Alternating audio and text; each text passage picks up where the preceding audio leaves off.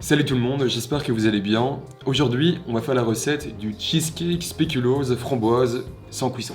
Le cheesecake est composé d'un sablé reconstitué au spéculose, d'une crème cheesecake et de framboises fraîches. Et on finira la décoration avec un peu de coulis de framboise, avec des petits points, et on reliera le tout avec un cure-dent. Ça va être sympathique. Suivez bien les étapes et c'est parti.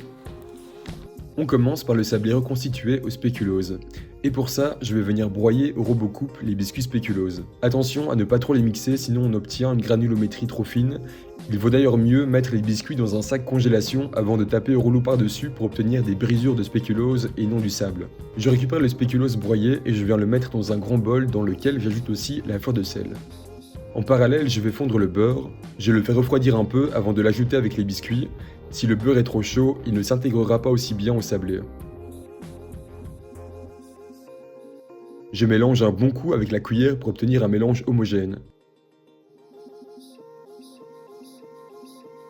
Je récupère une assiette au milieu de laquelle je place mon moule à entremets de 16 cm de diamètre. Je le munis de papier rhodoïde qui sera bien utile lors du démoulage du cheesecake. Je tapisse la base du moule avec le sablé reconstitué spéculose.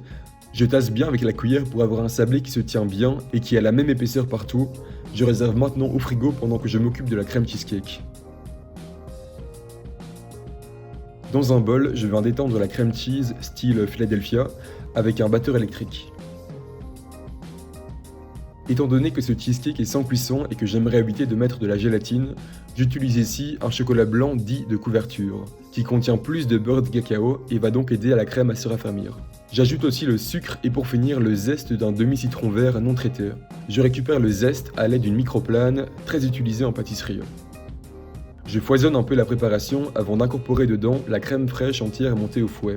Je vous montre dans le lien qui apparaît en haut à droite comment monter de la crème en chantilly. J'incorpore la crème à la maryse pour essayer de la garder la plus légère possible.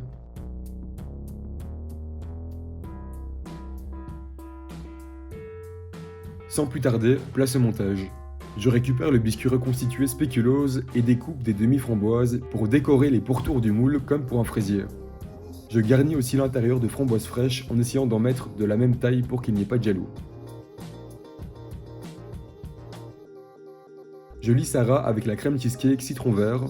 Pour ça, j'utilise dans un premier temps une petite spatule coudée avant de passer à la plus grande pour finir le boulot.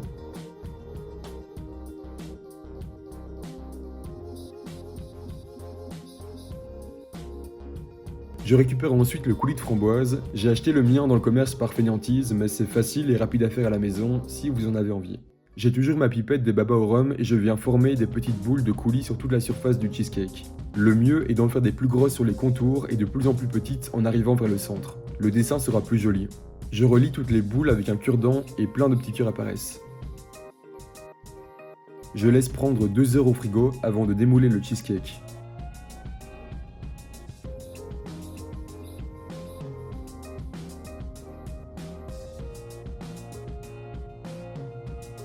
Je n'ai pas filmé la dégustation encore une fois pour garder le gâteau entier pour l'anniversaire auquel j'assistais, mais je vous ressors une vidéo qui date d'il y a 4 ans pour que vous ayez un aperçu de l'intérieur.